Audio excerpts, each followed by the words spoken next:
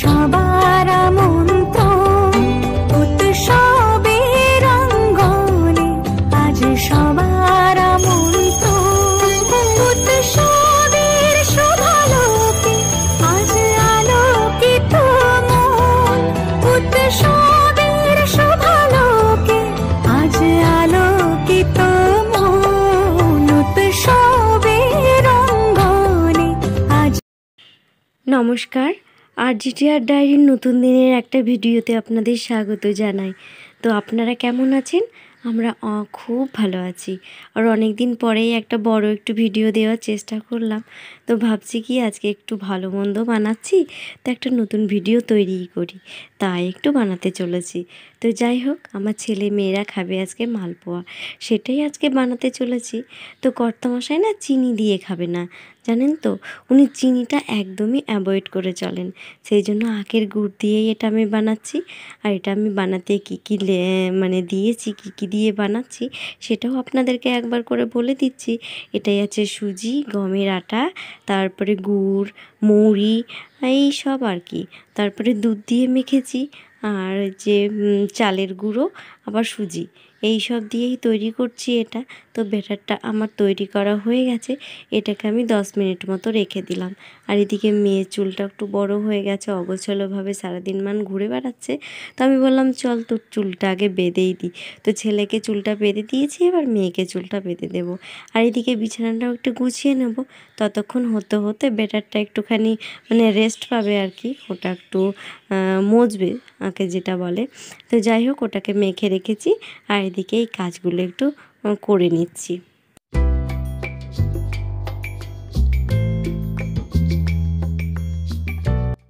তো যাই বলুন, ভিডিওটা হচ্ছে অনেক দিনের একটু পুরনোই হয়ে গেছে। তো আমার দিতে একদম ভয়েস ওভারটা দেওয়ার একদম সময় করে উঠতে পারছিলাম না। তো আজকে একটুখানি বসে আছি, তাই ভাবছি একটু ভয়েসটা দিয়েই দিই। তো এটা হচ্ছে হোলির ভিডিও। হোলির সময় বানিয়েছিলাম আমি এই মালপোয়াটা। তো আমার এদিক ওইদিক টুকটাক কাজ করতে করতে প্রায় আধ ঘন্টা হয়ে গেছে। আর ব্যাটারটাও দেখুন বেশ সফট হয়ে গেছে। আর তখন আমার ছেলে মেয়ে চুলগুলো একটু বড় বড় ছিল, সেই চুলগুলো যে কেটে দেওয়ার সময় ওদের কি যন্ত্রণা, কি কান্নাকাটি। ছেলে তো কাঁদেনি, তাতাই সোনা কান্নাকাটি করেনি, কিন্তু মাম্মাম সোনা খুব কান্নাকাটি করছিল চুল কেটে দেওয়ার সময়। আর দেখুন ব্যাটারটা বেশ সুন্দর হয়েছে। আর একটু আখের গুড় দিয়ে করার কারণে মাখার কারণে এই আখের গুড় এটা একটু কালো কালো হয়ে গেছে আর কি। তবু যাই হোক, এবার আমি রান্না করে নেবো, এটাকে আমি ভেজে নেব। তো প্রথম করছি, দেখি কেমন হয়।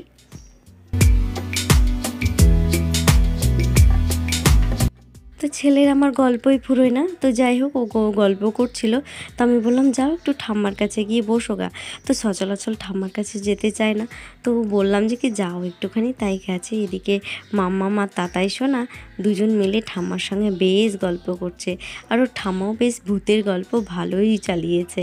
তো ভূতের গল্প শুনছে এইদিকে, আর এইদিকে দেখুন ওপরে যে ছবিগুলো আছে, এটা হচ্ছে আমার কর্তামশাই আর আমার ভাসুর, কর্তামশাইয়ের দাদা।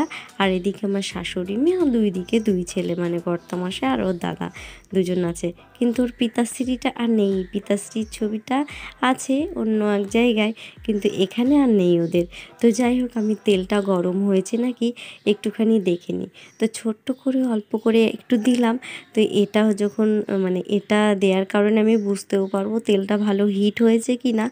আর তার সাথে এটা মা ঠাকুমাদেরকে দেখি যে কোনো তেলের খাবার বানানোর সময় না অগ্নিদেবকে স্মরণ করে বানায়, তো সেটাই করব আমিও। তো এটা বেশ হয়ে গেছে।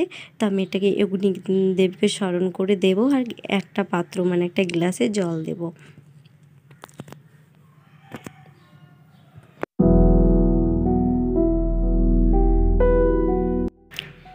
তো আমার ওইটা করা হয়ে গেল। তারপরে আমি প্রথম যে কটায় মালপোয়া ভাজলাম বেশ অতটা ভালো হয়নি। প্রথম কয়েকটা না বেশ খারাপই হয়ে গেছে, আকারগুলো ঠিকঠাক আসছিল না। তারপরে আস্তে আস্তে তেলটাও হিট হতে শুরু করলো, তখন দেখছি ভাজতে ভাজতে ঠিক আকারে পরিণত হয়ে যাচ্ছে। তো প্রথম করতে গেলে পারফেক্ট কোনো কিছুই হয় না, তারপরে আস্তে আস্তে যখন হয় তখন বেশ পারফেক্ট আকার ধারণ। আর প্রথমে যে ভালো হচ্ছেই না সেটা আপনারা দেখতেই পাচ্ছেন মালপোয়াটা দেখে। তারপরে দেখুন বেশ কয়েকটা যখন হয়ে গেছে দেখুন তারপরে কি সুন্দর হয়েছে। তো তখন মনে হচ্ছে আমারই বেশ লোভনীয় টাইপের লাগছে একটা। তো এদিকে আমার ছেলে মেয়ে মানে তাতাই মামাও বেশ ছটপট করছে যে কতক্ষণে খাবো। তো আমি বেশ কয়েকটা একটু ভেজে নিই, তারপরে ওদের দেবো। এত গরম গরম তো দেয়া যাবে না, মানে ওদেরও জিভ পুড়ে যাবে আর কি। তো যাই হোক আমি একটা একটা করেই ভাজছি। এটা আবার না অনেক সময় লাগে। যদি দুটো তিনটে করে ভাজা হয় তো বেশ তাড়াতাড়ি হয়ে যায় আর কি, কিন্তু সেটা তো হবে না, গায়ে গায়ে লেগে যাবে। সেই জন্য ওকে একটা একটা করেই ভাজতে হবে। আর দেখুন কি সুন্দর আস্তে আস্তে কালারগুলো আসছে আর বেশ সুন্দরও হচ্ছে।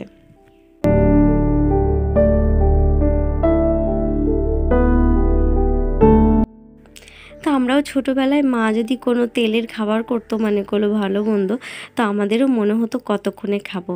তো সেই স্মৃতিগুলো আবার আমাদের ফিরে আসছে বাচ্চাদের দেখে। তো ওদেরও একটু ছটপট করছিল, তো আমি বললাম বাবা দাঁড়াও একটুখানি, আমি একটু করে নিই, মানে কয়েকটা ভেজে নিই, তারপর তোমাদেরকে দিচ্ছি।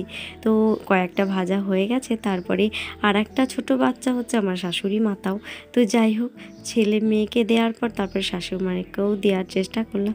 আর এদিকে তাতাইটা না এমনি জিনিসপত্র চাইবে, তারপর যখন ডাকবো ডেকে দিতে যাব তখন আর নিতে চাইবে না। তো উনি খাটে বসেই খেতে চাইছিল। তো আমি বললাম না, খাটে যদি পরে তো পিঁপড়ে টিপড়ে চলে আসবে, পিঁপড়ের তো বাহার খুব, তাই জন্য বললাম নিচে বসেই খাও, মানে খাটের ওপর বসে খেতে হবে না। আর যে কোনো খাবার ধরুন খাটে বসে খাওয়াটাও বেশ আমার কাছে মনে হয় না যে ওটা মানে ভালো ব্যাপার। আমি ওটা পছন্দ করি না খাটে বসে খাওয়া। আর বড়রা যাই হোক শুকনো কিছু খেতেই পারে, কিন্তু এই যে কোনো বাচ্চারা কোনো কিছু খেতে গেলে খাটের ওপর পড়ে যায়। বড়দের মতো তো আর অত সচেতনতাভাবে ওরা খেতে পারবে না।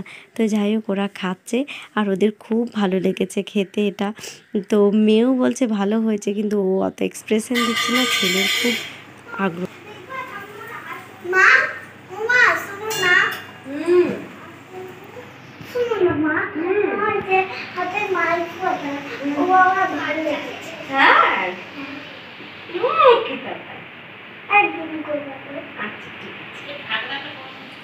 তুমি আর খাবা? আর খাবা? এখন খাবা? খাওয়াই দিব? এখন খাবো না? পেট ভরে গেছে?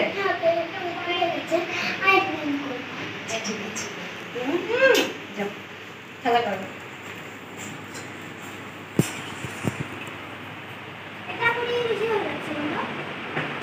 তো আজকে মাম্মাম সোনা তাতাই সোনা রাত্রেবেলায় পড়াটা ছুটি, কারণ আমি এদিকে মালপোয়াটা ভাজছি বলে, আর এদিকে হোলি স্পেশাল বলে সেই জন্যও ছুটি। যাই হোক তো আজকের মতো ভিডিওটা এখানে শেষ করছি। আপনারা সুস্থ থাকবেন, ভালো থাকবেন।